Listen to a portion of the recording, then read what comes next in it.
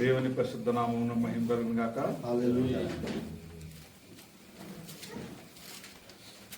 నాకు అవకాశం ఇచ్చిన సంఘ అధ్యక్షులు, సంఘ కాపరి, దైవజనులు, అభిషక్తులు, మరి ఫిలిప్పై గారికి ప్రత్యేకమైన వందనాలు తెలియజేస్తా ఉన్నాను. అంతేకాకుండా ఈ యొక్క ఆరాధన నడిపిస్తున్న అధ్యక్షుల వారికి నా వందనాలు తెలియజేస్తా ఉన్నాను.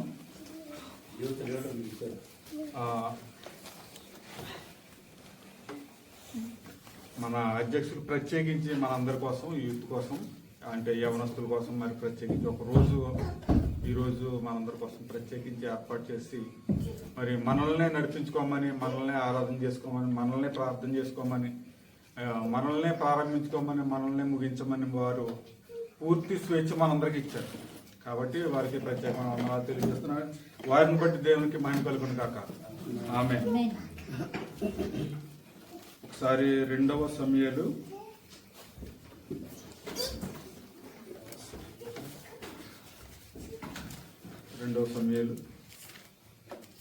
6వ అధ్యాయం.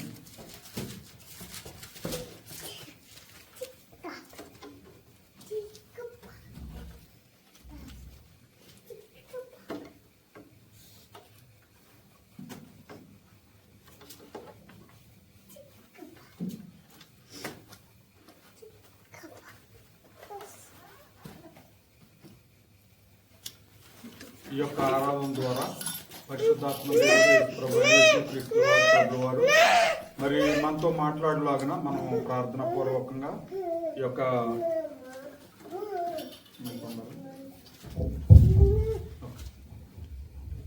ఆరాధన మనం ప్రారంభించుకుందాం. చిన్న ప్రార్థన చేసుకుని మనం వాక్యంలో పెడదాం. సకల ఆశీర్వాదంలో కారణభూతుడ మా పరమ తండ్రి, నీ ఉన్నతమైన, అద్భుతమైన, అత్యుత్తమమైన నామమునకు స్తుతులు స్తోత్రాలు చెల్లిస్తున్నాం. మా ప్రభువ, అల్పుడను, అయోగ్యుడను, ఎన్నిక లేని వాడని, అపవిత్రమైన పెదవులు గలవాడనైనా నన్ను ఎన్నుకొని ఈ యొక్క ఆరాధనలో, ఈ యొక్క యూత్ మీటింగ్లో మాట్లాడడానికి మీరు నాకు ఇచ్చిన అవకాశాన్ని బట్టి స్తుతులు స్తోత్రాలు చెల్లిస్తున్నాం. మా ప్రభువ, నేను ఏదైతే మాట్లాడాలని ఆశపడతా ఉన్నానో అది నా వల్ల అయితే జరిగే పని కాదు ప్రభువా. మీరే ఈ వాక్యం ద్వారా మా అందరితోటి మాట్లాడమని ప్రభు అయిన యేసుక్రీస్తు నామములో ప్రార్థన చేస్తున్నాం తండ్రి. ఆమేన్.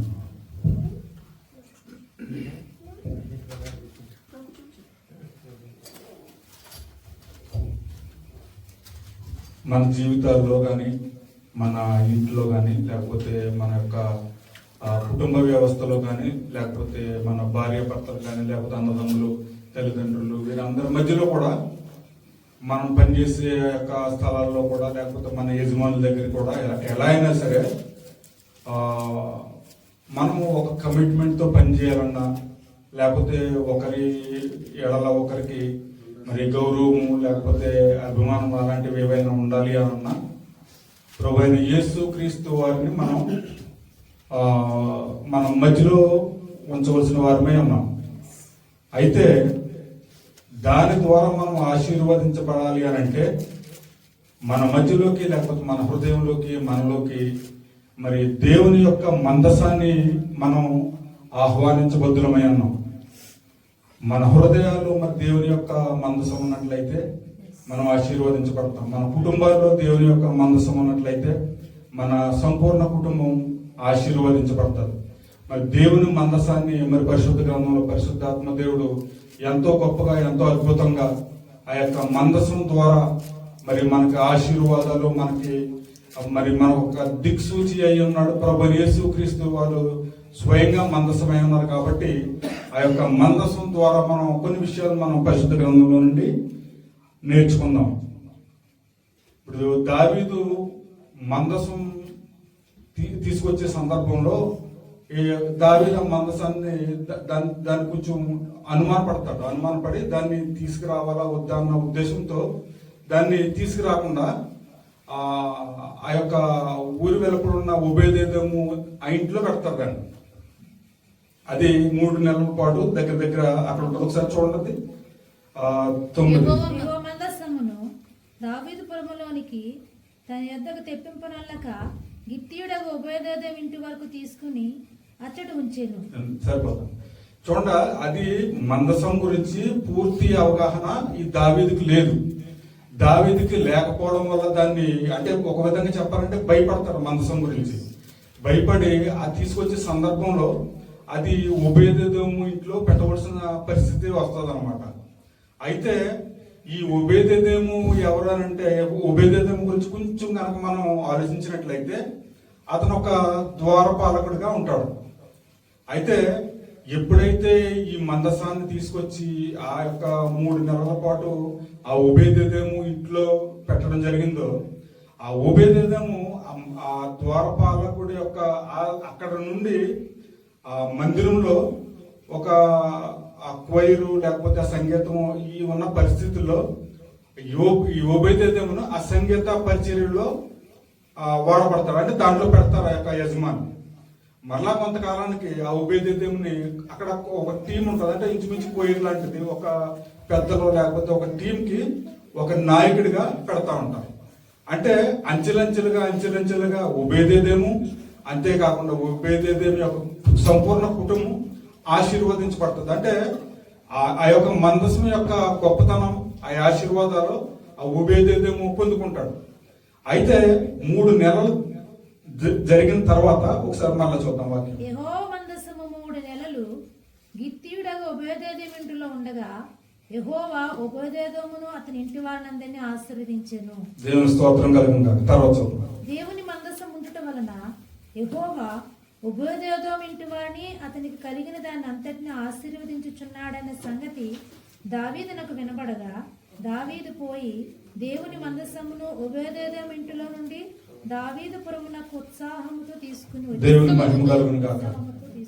దేవుని స్తోత్రం కలుగును గాక. అయితే ఈ దావీదుకి ఎప్పుడైతే 3 నెలల పాటు ఈ యొక్క ఒబేదెదోము ఇంట్లో ఉందని తెలిసిందో, అంటే ఆ కుటుంబం సంపూర్ణంగా ఆశీర్వదించబడిందన్న విషయం ఈ దావీదు తెలుసుకుని ఆ యొక్క మందసం ద్వారా కుటుంబం ఆశీర్వదించబడితే నా యొక్క రాజ్యంలో, నా ఊర్లో కనుక అది ఉన్నట్లయితే నా యొక్క సంపూర్ణ రాజ్యం లేకపోతే సంపూర్ణ ప్రజలు ఆశీర్వదించబడతారన్న ఒక మంచి ఆలోచనతో దావీదు ఇంచుమించు 3,000 మందిని దానిలో పాటలు పాడేవారు కానివ్వండి, వాళ్ళ లేకపోతే వాయిద్యాలు వాయించేవారు కానివ్వండి, ఇలాగా కొంతమందిని తీసుకుని ఇంచుమించు 3,000 మందిని తీసుకుని ఆ ఒబేదెదోము ఇంటికి వెళ్ళి ఆ ఒబేదెదోము ఇంటిలో నుండి ఆ యొక్క మందసాన్ని మరి ఎంతో సంతోషంగా, ఎంతో ఉత్సాహంగా, ఎంతో ఉల్లాసంగా తన రాజ్యానికి, ఆ రాజ్యంలోనికి ఆ యొక్క మందసాన్ని తీసుకొస్తా ఉన్నట్టు మనకి పరిశుద్ధ గ్రంథంలో మరి మనకు కనబడతా ఉంది. అయితే ఈ యొక్క అసలు ఈ మందసం ఏమి పరిస్థితి, మందసంలో ఏముందని కనుక మనం కొంచెం గమనించినట్లయితే మందసంలో ఒక కర్ర ఉంది. ఏం కర్ర అది? అది కాదు, ఆ పెట్టిని తయారు చేసిన కర్ర తుమ్మకర్రతో తయారు చేశారు దాన్ని. మరి తుమ్మకర్రతోటి నల్ల తుమ్మకర్రతో తయారు చేశారు. నల్ల తుమ్మకర్రకి ఏమైనా విలువ ఉందా అంటే దానికి ఏం పెద్ద విలువ ఉండదు. మరి ఎలాగా విలువ వచ్చింది అని అంటే దాని చుట్టూ కూడా బంగారం యొక్క రేకుతో అలంకరించబడి ఉంది మొత్తం. అంటే దాన్ని పట్టుకోవడానికి తయారు చేసిన కర్రల నుండి ఆ పెట్టి తయారు చేసిన ఆ పెట్టి పూర్తిగా లోపల బయట కూడా ఆ యొక్క బంగారపు రేకుతో దాన్ని పూత పూయబడి ఉందన్నమాట. అంటే చూడండి, ఒక చిన్న ఉదాహరణ. దేవాతి దేవుడు నోవహుతో ఏం చెప్పాడు? ఓడ తయారు చేయమని చెప్పాడు. ఓడ తయారు చేసిన కర్ర ఏం కర్ర అది? అది అసలు చెప్పాలంటే దాని మీద కొంచెం నీళ్లు వేసామనుకో అది ఉబ్బిపోతుంది, లేకపోతే నీటిలో ఉంటే ఉబ్బిపోయి విడిపోతుంది. అసలు అది ఎందుకు కూడా పనికిరాని కర్ర లాంటి కర్ర అది. దానికి దేవుడు ఏం చెప్పాడు? లోపల బయట కూడా కీలు తారంటించి దాన్ని మొత్తానికి ముయ్యమని చెప్పాడు. అప్పుడు ఏమైంది? అది విలువైంది. అంటే పరిశుద్ధాత్మ దేవుడు ప్రారంభంలో మరి మనల్ని సృజించినప్పుడు ఏదైనా వనంలో చేసిన యొక్క పాపం ద్వారా మనము ఆ యొక్క ఆశీర్వాదాన్ని పోగొట్టుకున్నాం.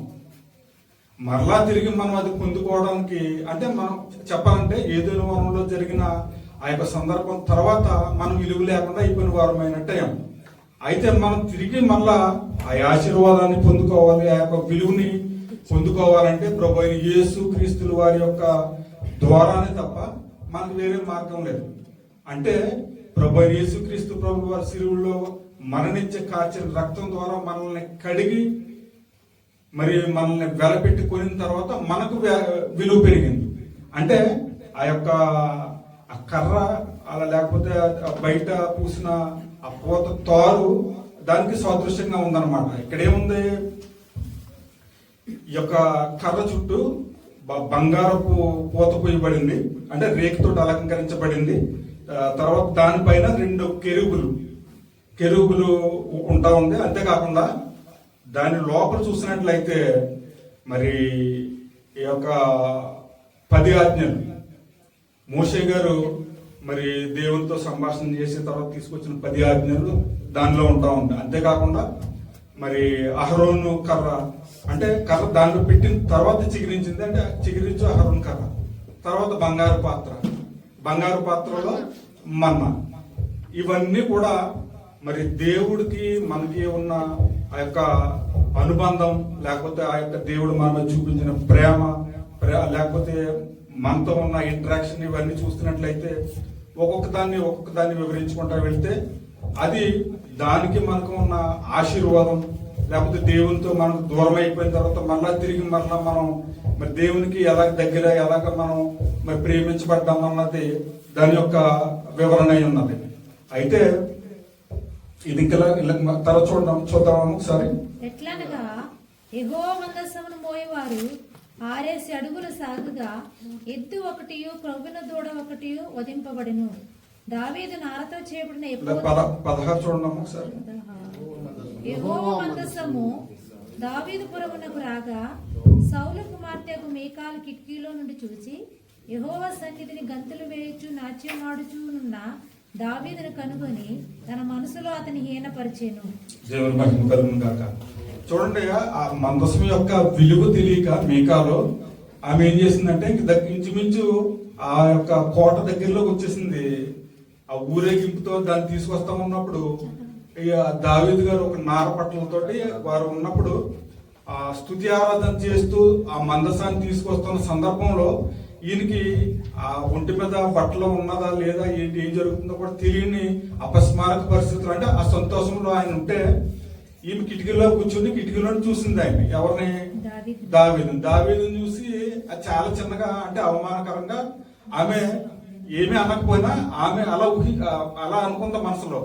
ఏంటి ఇంత పెద్ద గొప్ప పరిస్థితిలో ఉండి, ఇంత రాజు అయి ఉండి దానికోసం అంత నాట్యం చేసి ఇంత అపస్మారక పరిస్థితిలో దాన్ని అంత తీసుకురావాల్సిన అవసరం ఏమొచ్చిందని చెప్పేసి ఒక చిన్న చూపు, అంటే ఒక విధంగా దావీదుని అవమానించింది, దావీదు యొక్క దేవుడిని అవమానించింది. అంటే మీకాలకు దేవుడి గురించి తెలియదు అంటే మీకాలకు తెలుసు. ఎందుకు తెలుసు? సౌలు కూతురు, సౌలుకి తెలుసు దేవుడు, కాబట్టి మీకాలకు కూడా తెలుసు. అయినా కూడా ఆమె చాలా చిన్నతనంగా అవమానించింది దావీదుని. అవమానించడం వల్ల ఆమె శాపం పొందుకుంది. కాబట్టి ఈ వాక్యం ద్వారా నేను చెప్పాలనుకున్నది ఏమంటే, చాలా పెద్ద వాక్యం, కాకపోతే నేను కొంచెమే ప్రిపేర్ అయ్యాను. ఆ వాక్యం ద్వారా ఈ యొక్క సందర్భంలో పరిశుద్ధాత్మ దేవుడు మనతో మాట్లాడేది కుటుంబంలో కానివ్వండి, లేకపోతే మనం పనిచేసే ఆ యొక్క స్థలంలో కానివ్వండి, లేకపోతే సంఘంలో కానివ్వండి, లేకపోతే సంఘంలో ఉన్న పెద్దలు, లేకపోతే దైవజనులు, లేకపోతే సంఘస్థులు, ఇంకెవరైనప్పటికీ ఒకరి మీద ఒకరు ప్రేమ కలిగి ఉండాలంటే మన మధ్యలో దేవుని యొక్క మందసాన్ని తప్పనిసరిగా మనం ప్రతిష్ఠించుకోవాల్సిన అవసరత మనకు ఎంతైనా ఉంది. కాబట్టి పరిశుద్ధాత్మ దేవుడు ఈరోజు ఈ సాయంకాల సమయంలో మనకు నూతన ఆశీర్వాదం, నూతన దైవత్వాన్ని మనందరికీ మరి అనుగ్రహించాలని నేను కోరుకుంటూ నా యొక్క చిన్న మాటలో దేవుడు దీవించి ఆశీర్వదించిన కాక. మనతో మాట్లాడిన బ్రదర్ కిషోర్ గారికి ప్రత్యేకమైన వందనాలు. స్తోత్రం. హల్లెలూయా, హల్లెలూయా, హల్లెలూయా. అంతేగాని నేను ఒకలాగా ఆలోచిస్తే నా ప్రక్క వాళ్ళు వేరేగా ఆలోచించి సంఘ పరిచర్య ముందుకెళ్ళాలంటే అది లేకపోతే ఇదే మందంలో వచ్చు మనకి ఇబ్బంది ఉంది. చక్కగా వచ్చాం వాక్యం, మరి ఎందుకంటే శుక్రవారం వస్తున్నాము, పాస్టర్ గారు మనం చెప్తున్నా ఇక్కడ మా ఇంట్లోకి వెళ్ళిపోయింది సార్. అది వస్తాడు, కూర్చుంటాడు, పెడతాడు, ఇతడు వెళ్ళిపోతాడు అన్నారు. ఇది నా మైండ్లో ఉంది. కానీ ఈరోజు కూర్చున్నాం, ప్రార్థన చేసుకున్నాం, చక్కగా పాటలు పాడాం, కొద్ది సమయం వాక్యం విన్నాం, తృప్తి ఉందా లేదా? మరి మన అందరి కోసం ఆలోచించండి అయ్యగారు. యవనస్తులు అందరూ వాక్యం వింటలేదు, పాటలు పాడేవాడు పాటలు పాడుతున్నాడు, ట్రాన్స్పోర్ట్ ఇచ్చేవారు ట్రాన్స్పోర్ట్ ఇస్తున్నారు, పైన కూర్చుంటున్నారు వెళ్ళి. వైద్యులు వాయించేవాళ్ళు వైద్యులు అయిన తర్వాత కిచెన్లోకి వెళ్తున్నారు, కిచెన్ నుంచి వాళ్ళు డైరెక్ట్ పైకి వెళ్ళిపోతున్నారు. కానీ అయ్యగారికి వచ్చిన ఆలోచన చాలా మంచిది. స్తోత్రం చెప్తాం ఒకసారి. హల్లెలూయా. మరి మనందరం ఐక్యతతో మనమందరం ముందుకెళ్దాం. మరి సమయంలో మన మధ్య నవోదయ గారు వచ్చి ఒక చిన్న పాట పాడి దేవుని మహిమపరుస్తారు.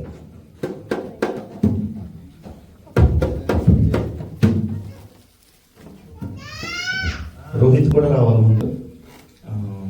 ఒక 2-3 సార్లు వాక్యం విన్నాను. ఇన్ని చర్చిలో ఇన్ని సంఘాల్లో పొద్దున్నుంచి సాయంత్రం వరకు ఉన్నా. ఇవాళ మళ్ళీ అన్ని వాక్యం ఉండడానికి దేవుడు కృప చూపించాడు. అన్నీ ఇంకా సమయం తీసుకుంటే బాగుండు అని అనిపించింది. అన్ని చాలా తొందరగా ముగించారు, ఎక్స్పెక్ట్ చేయలేదు నేను కూడాను. అని చాలా ఉన్నాను. మీకు కూడా మీరు కూడా ఇలాగ మమ్మల్ని కొంచెం బలపరచాలి అలాగని చూస్తున్నాం. చిన్న పాట పాడి అందరికి తెలిసిన పాట వచ్చిన పాట చిన్న పాట పాడి దేవుని మనసు ఫలితం.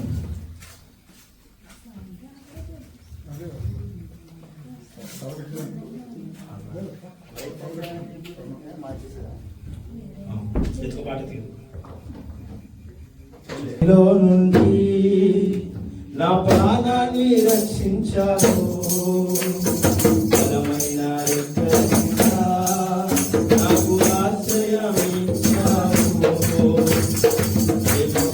నీలో నుండి నా ప్రాణాన్ని రక్షించావు, బలమైన రెక్కల కింద నాకు ఆశ్రయమిచ్చావు.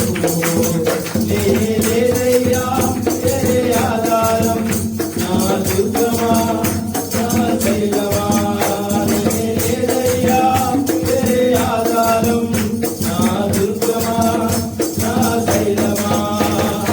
ఆరాధన ఆరాధన నా తండ్రికే ఆరాధన,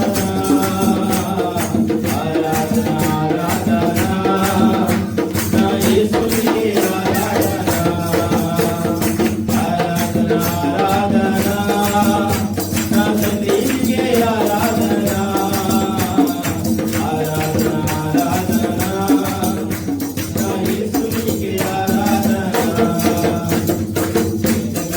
నీలో నుండి నా ప్రాణాన్ని రక్షించావు, బలమైన రెక్కల కింద నాకు ఆశ్రయమిచ్చావు. రాత్రి వేళ భయమైనను, పగటి వేళ బాణమైనను. రాత్రి వేళ భయమైనను, పగటి వేళ బాణమైనను. రోగములను తీయదు, నా గుడారమును సమీపించదు. రోగములను తీయదు, నా గుడారాన్ని సమీపించదు. నేనే లేదయ్యా వేరే ఆధారం, నా దుర్గమా నా శైలమా. నేనే లేదయ్యా వేరే ఆధారం, నా దుర్గమా నా శైలమా. ఆరాధన ఆరాధన నా తండ్రికే ఆరాధన, ఆరాధన ఆరాధన నా యేసునికే ఆరాధన. 10,000 మంది పడిపోయినా, 10,000 మంది కూలిపోయినా, 10,000 మంది పడిపోయినా, 10,000 మంది కూలిపోయినా, అభయము రాని రాజు నా గుడారాన్ని సమీపించదు. అభయము రాని